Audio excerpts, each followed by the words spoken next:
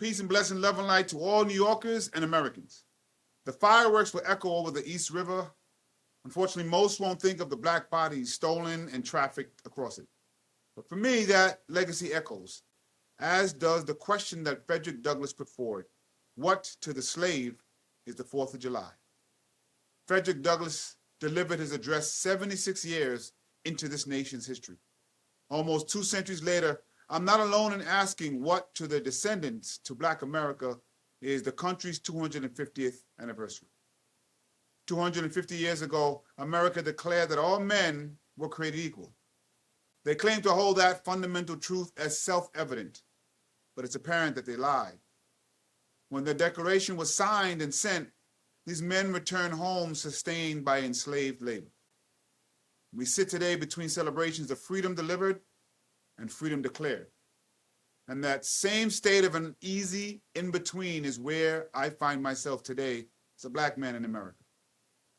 Across those 250 years, a black man in America only won civil rights about 60 years ago. For the first 100 years of this country, a black man was 3/5 of an American. And for the next 100, a second-class citizen by the law. And if that was true for a black man, it's a whole nother speech to discuss what it meant to be a black woman. And I don't need to tell anyone here that even when the laws change, the legacy does not. In policing injustice, in redlining neighborhoods, in health inequity, in wealth distribution, in immigration raids, environmental hazards, in the criminal legal system, it is clear a country founded on freedom has failed to truly deliver it to all Americans. You could say that the arc, however long, bends toward justice. That movement, however slow, is forward. I've certainly repeated those words many, many times. But in this moment, the highest powers in our country are working to bend that arc backward.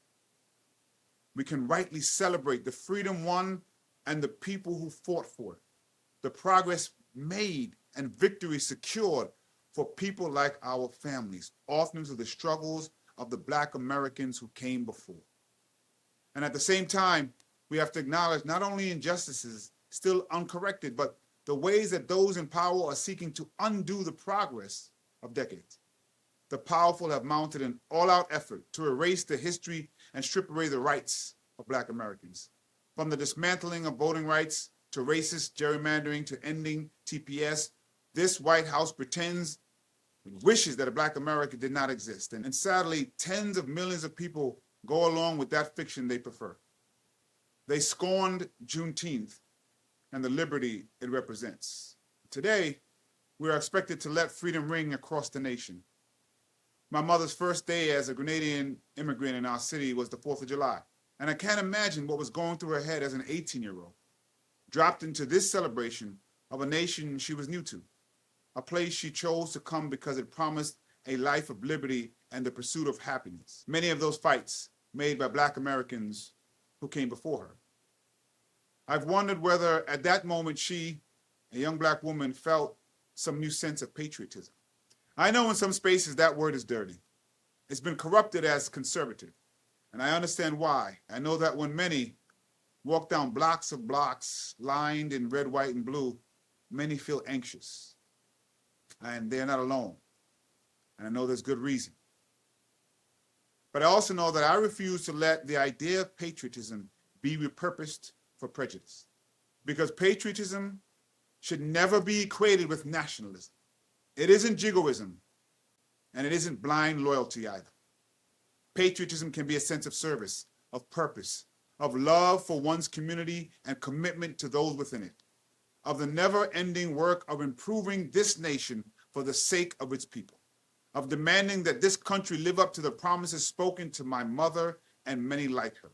I find my patriotism in public service and protest. Surely a nation founded on revolution can understand that. Black Americans, matter of fact, for any people who this country's leaders or laws have subjugated, patriotism can be an act of defiance against those who would abuse it. 250 years since that revolution, I hold these truths to be self-evident. America is not automatic. America is not assumed good by its mere existence. not by the history repeated nor the fable fabricated. When it is good, it is made so by its people, its principles, and its purpose and protest. And I believe that this is possible to celebrate. But if America is to celebrate what makes America great, there has to be an honest reckoning with the cost of that greatness. Consider the unpaid debt run to yield the well-manicured lawn where you now host a picnic to celebrate independence. The 4th of July celebrates a freedom that people who look like me didn't have 400 years ago or 250 years ago. And Black Americans today are still waiting to move from the notion of freedom to true liberation. Liberation is freedom from oppressive policies, freedom from fear, freedom from violence in our streets and our systems. Liberation tears down systems of injustice propped up by the powerful. Last week, we stood on Wall Street, the purest evidence of those unjust systems, towering overhead long after Black Wall Street burned. I know this, and still I try to search for that feeling that brought my mother and so many others here, brought so many to these streets where we cross new cultural borders at every corner. What to Black America is the 4th of July? Maybe it's a desire to make this country one we can be proud of without reservation.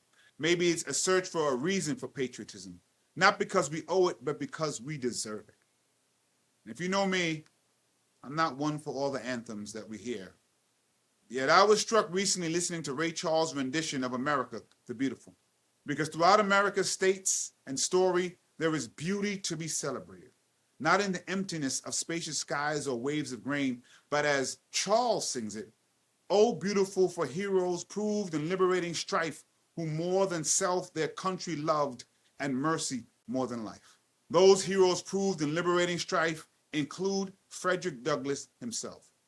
They include Harriet Tubman and Sojourner Truth and Dr. King and Malcolm X and Claudette Colvin and Rosa Parks and John Lewis and Angela Davis and, yes, Marsha P. Johnson and so many others whose names we may never know. America, America, God shed his grace on thee, till selfish gain no longer strain the banner of the free, nor the joy of the liberated. Peace.